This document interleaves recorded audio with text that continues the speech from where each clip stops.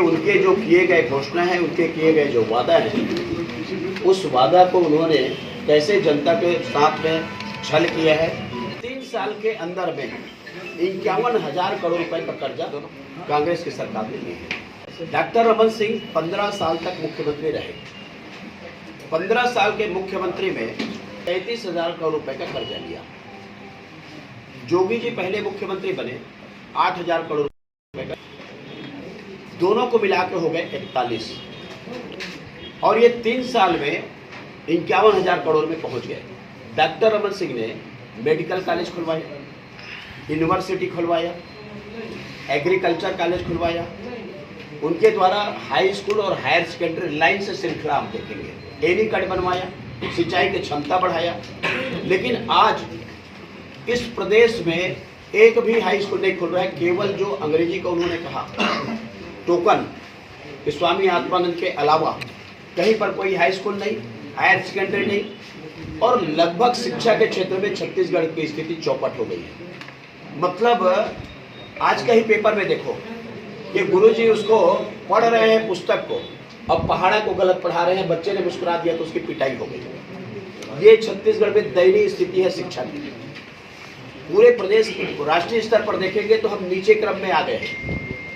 हमारी एक सोच थी, वो सोच ये थी कि हमारे बच्चे डॉक्टर बने, इंजीनियर बने, आईटी के क्षेत्र में जाए, एग्रीकल्चर के क्षेत्र में, बाकी क्षेत्र में जाए, और उसके लिए हम लोगों ने लैपटॉप दिया, उसके लिए हम लोगों ने टेबलेट बांटा, और हमारी सोच थी कि हमारे बच्चे यहाँ से लेकर के हायर एजुकेशन में अच्छी शिक्षा हो। इस शिक्षा के क्षेत्र के जो गिरावट आपके सामने में है, और इनकी सोच है कि अब अपनी बेटियों को गोबर बीनने के लिए भेजो, और गोबर बेच के लाए तो उनके माँ उसको बेचने के लिए जाए। तो आज जो कल्पना मुख्यमंत्री करे, 3 मेडिकल कॉलेज केंद्र सरकार ने दिया, बड़े मुश्किल से एक मेडिकल कॉलेज को उन्होंने चालू कर पाया, 2 मेडिकल कॉलेज को अभी तक चालू नहीं कर पाए। ये जो स्थिति बनी हुई है वास्तविक में दयनीय स्थिति है। ये सरकार, हमारे परसों ही मुद्दा आया,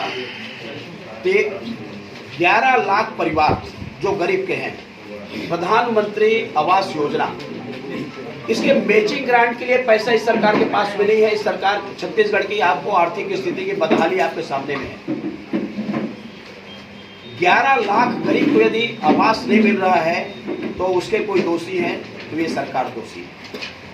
और इसलिए इस सरकार ने केवल 3 साल में जनता को धोखा दिया, जनता का विश्वास इस सरकार से उठ गई है। चोर है ये। डायरेक्ट यदि चुनाव होंगे तो कांग्रेस को लोगों की बताएंगे स्थिति बनी।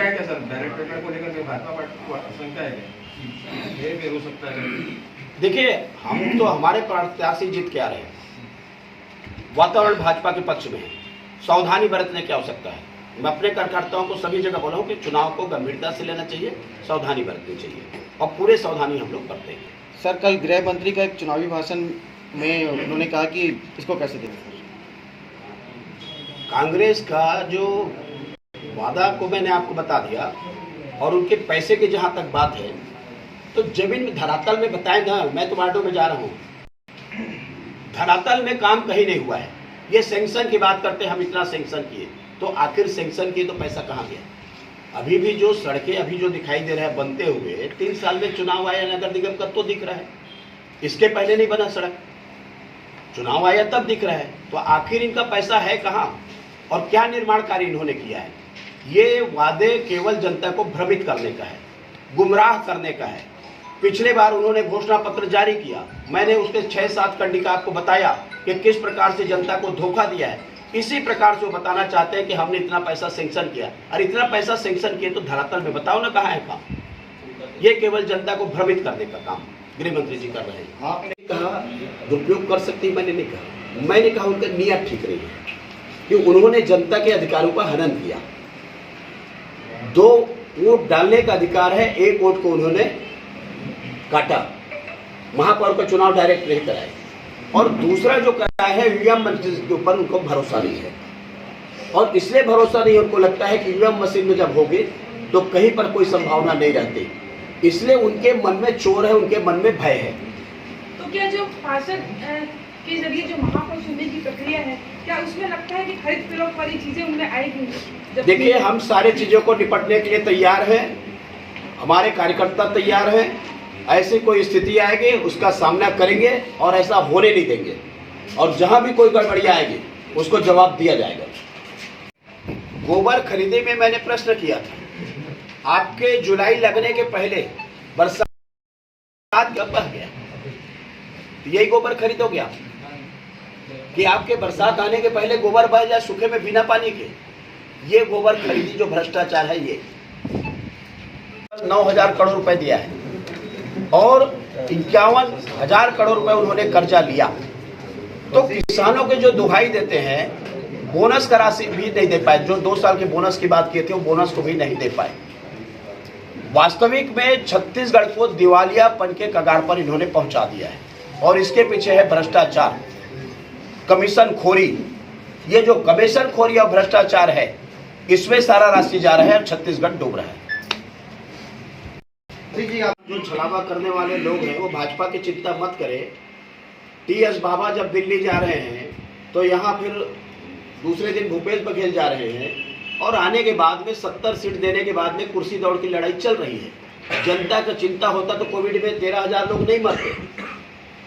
ये सरकार कितना कांग्रेस में है, माइक छीन लिया जाता है। जब लोग जाते हैं भाषण देने के लिए तो कांग्रेस के ही नेता के माइक छीन लिए जाते हैं। भारतीय जनता पार्टी को नसीहत देने की स्थिति में कांग्रेस नहीं है। नगर निगम रिसाली के लिए अपना संकल्प पत्र जारी किया, और ये 30 बिंदु का संकल्प पत्र हम लोगों ने जारी किया है। इस संकल्प पत्र में कि बुनियादी जो सुविधाएं, लोगों को सड़क है, पानी है, बिजली है, उनका हाउस है, उसके साथ में शिक्षा है, स्वास्थ्य है, और इस बात को लेकर के हम लोगों ने बल दिया है।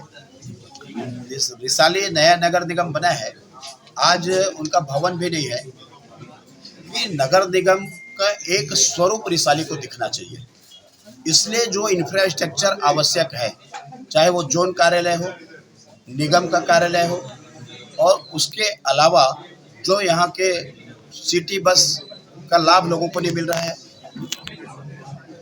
बेहतर चिकित्सा की स्थिति हो, ऐसे महत्वपूर्ण बिंदु पे हम लोगों ने ऑडिटोरियम, सर्व सुविधायुक्त ऑडिटोरियम, कि जहाँ पर कोई कार्यक्रम हो सके, वार्डों में 4-5 वार्ड के बीच में सामुदायिक भवन, कि जो लोग शादी ब्याह कर सके, और हमारे जो बस जब निकलती है तो बैठने के लिए उनके बस की स्टॉपेज की जो व्यवस्था, स्वच्छ पेयजल की व्यवस्था, कि हर घर तक पाइप के द्वारा टेप नल पहुंचा करके पानी उनको हम पिला सकें, रोशनी की व्यवस्था। तालाब हमारे गंदगी से पड़े हुए हैं, इन तालाबों का सौंदर्यीकरण, बच्चों के लिए एक अच्छे स्टेडियम की व्यवस्था। यहाँ पर जिस प्रकार से लोगों को लाभ मिल सके, बच्चे लोगों को, उनके लिए विभिन्न मुद्दों को लेकर के हमने किया है। गुमटियों का वितरण है, ई रिक्शा है, ऐसे बहुत सारे निगम क्षेत्रों में वार्ड, यहाँ का जो समीकरण है, एक तरफ शहरी आबादी है, एक तरफ मध्यम आबादी है, एक तरफ ग्रामीण आबादी है, तो उनका वर्गीकरण किया जाना और वर्गीकरण करके समुचित व्यवस्था करना। साथ ही कामकाजी महिलाएं यहाँ पर हैं, उनके लिए सर्व सुविधा हॉस्टल की व्यवस्था करना, बच्चे यहाँ पढ़ रहे उनके लिए व्यवस्था करना। और इसी प्रकार से यहाँ पर चौक चौराहों से लेकर के, यहाँ का तो ठीक है, लेकिन ग्रामीण एरिया में जाएंगे तो पता ही नहीं चलता गाँव, चौक चौराहों का सौंदर्यीकरण हो, नगर निगम के स्थिति में निर्मित हो, इसके लिए हम लोग 30 बिंदु का जारी किया है। और मैं समझता हूँ कि भारतीय जनता पार्टी के हमारे पार्षद जीत करके आएंगे।